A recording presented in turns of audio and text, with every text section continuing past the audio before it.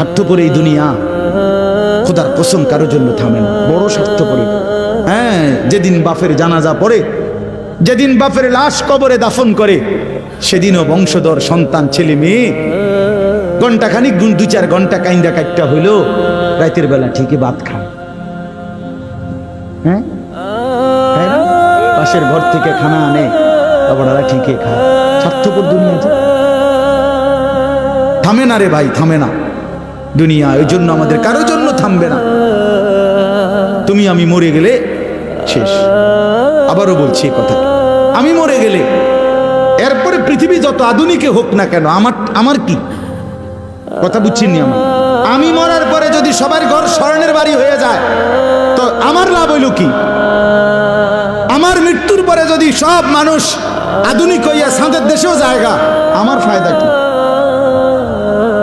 আমি তো না, আমি তো মরে গেলাম। যে কবরে চলে গেল সে কি আর ফিরে আসবে?